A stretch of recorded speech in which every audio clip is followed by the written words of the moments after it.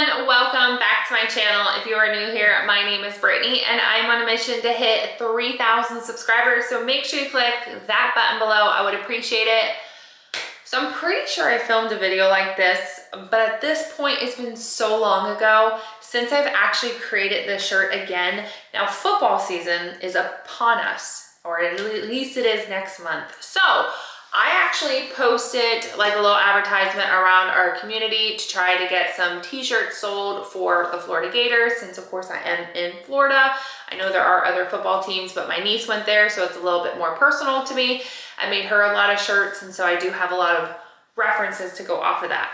Anyways, I ended up making a post and I've only gotten one person to actually tell me that they wanted me to make one, which I was really hoping for a bigger turnout, but it's okay. One order is better than none. So I figured I would just go ahead and walk you guys through it. It is a tie-dye process. So typically the way I do it is I end up buying these Canva, they're Bella Canva Razorback tanks. They are plain. And as you guys can see, they are just white. They're white plain shirts. Now, one thing is that these particular shirts do run a little small, especially once they get washed. So that is something I disclose, and we are going to be working on a medium. Now, the thing is that originally I was doing reverse tie-dye, but you need sunny days and sometimes you don't have that. And then you need stocks of like blue, well, for me it would be blue and orange and like multiple different colors. So I decided to just do tie-dye. We buy white, and for this particular shirt, we're actually going to be tie-dyeing it blue. So this is the one that I actually end up picking up. I don't know if you can pick it up. I also do pick the same exact brand up in orange as well. And then I give the client the option on what color they want, as well as 3 different designs that they can choose from. So I can go ahead and kind of blast them up here if you guys want to take a look at 3 different options I provide. But we are going to be doing the UF Gator one, and we are going to be tie-dyeing it blue.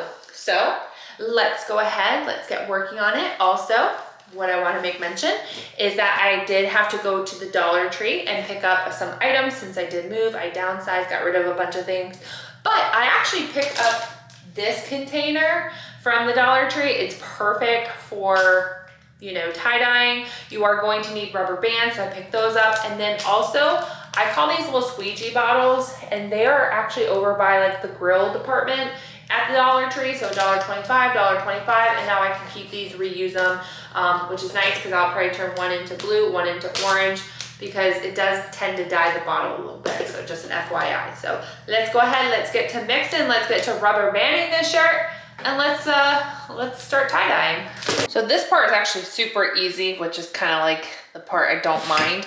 So here I have my rubber bands. I actually never reuse my rubber bands, I will be honest, just because sometimes the dye can get into the rubber bands, and then when I've used them before, like if I did a blue shirt, I've had orange, and then vice versa, the orange getting on the blue.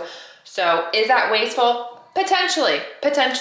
I was trying to keep them like in a Ziploc bag, and like if I use them on the blue, I'd keep them in the blue and that, whatever.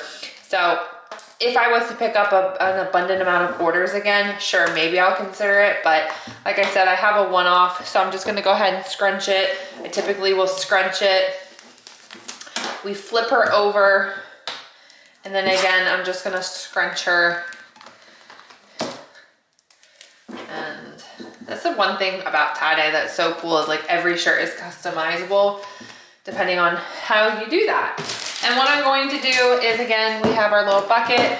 We are going to stick it in there. And typically when I was doing large orders, I would actually do 2 at a time, which was super nice.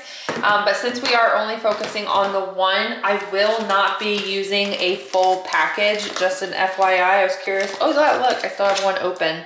So as you guys will see, I typically divide the powder into like 3 sections. And so that's probably what I'm gonna do. I'm just gonna take a little bit, I'm gonna pour it into here. And then from there, we're gonna add a little bit of water, shaky, shaky, and then we'll go ahead and start coloring her.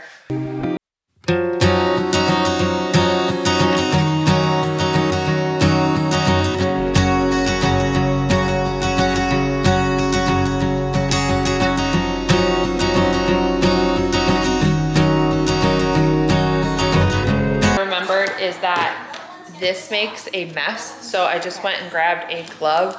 I am just gonna stick it on my one hand because the other hand I'm actually going to be using. I did fill this up to 6 ounces. So my goal is to use 3 ounces on one side, flip it, and 3 ounces on the next. So that's kind of what I'm doing. Try not to make a mess here, but it's not working out very well. So all I'm gonna do is just squirt, and as I'm squirting, I will kind of squeeze it into the shirt. This is getting everywhere.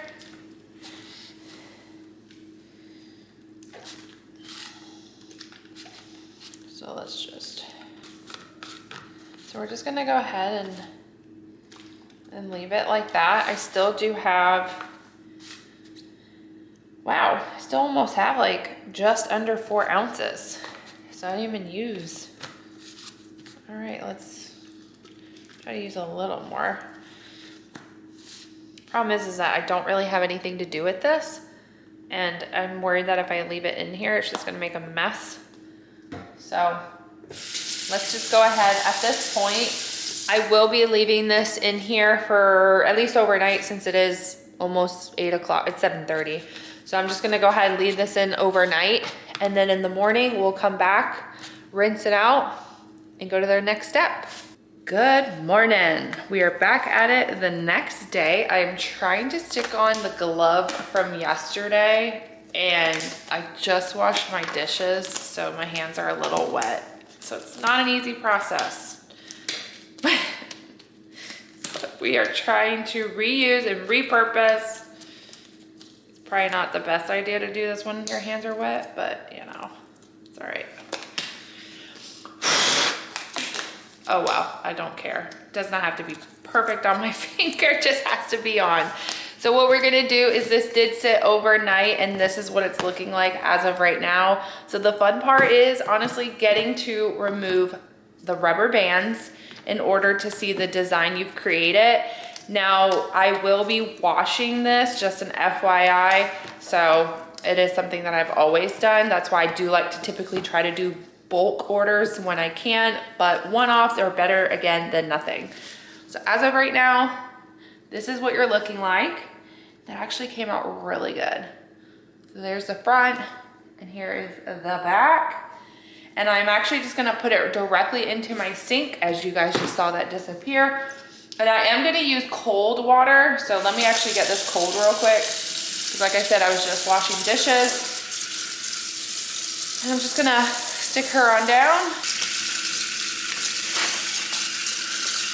So as you guys can see, there is dye that of course will continue to come out, which is why I do like to do this in my sink rather than throwing it directly into the wash machine. I will try to get as much dye out as possible.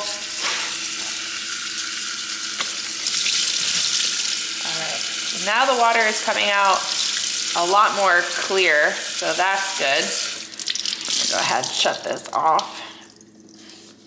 Now the one thing I do like about this personal dye, which is why I buy it, is because as you guys will notice, even though I have blue and white, it's not bleeding. Like there might be a little bit of bleeding, but nothing compared to like other ones that I have tried out.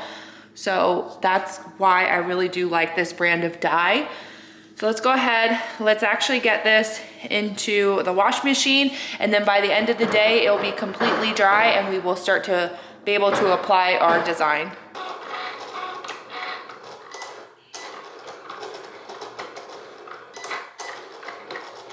All right, so it just got done.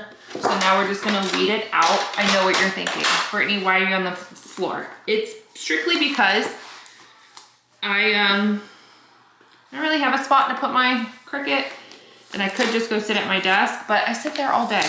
So I don't wanna sit there anymore. You're asking my honest opinion. So we're just gonna go ahead and weed this out. I will be honest, I typically do not like this vinyl I picked up. I actually picked it up from like a whole salesman because you get a lot more bang for your buck. But commonly when I do weed it, it comes off in like strips and it irritates the daylights out of me. But as of right now, so far so good.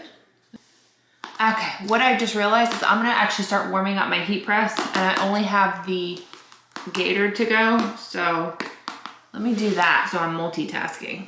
Okay. Is it bad? I haven't done this design in so long, I forget what it looks like. Ooh, thank God I did not weed that. I would have been so mad. So let's just weed.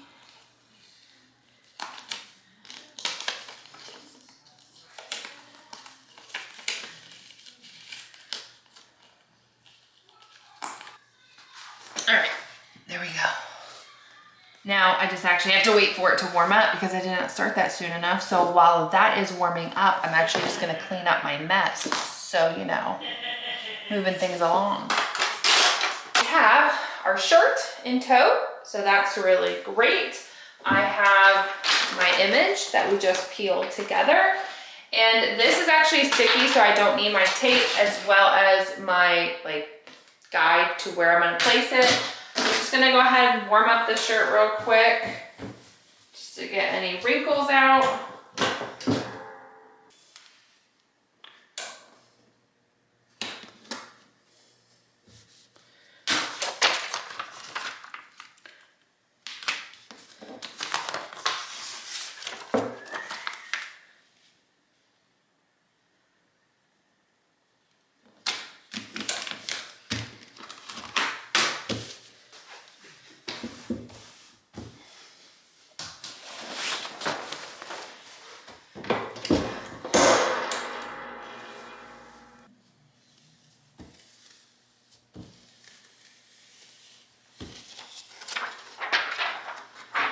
And there you have it. Shirt is officially completed. So as you guys can see, everything came out fantastic. If you were to ask me, I do wish the shirt was probably a little darker. I'm pretty sure it needs to be more of like a deeper blue, and this should probably be like a brighter orange, but you still got the colors. It's still really cute and customizable, which I really like. Tie-dye came out really great. So hopefully you guys did enjoy watching this video. If you could, please make sure to like, share, and subscribe, and we'll see you in the next crafting project. Bye everyone.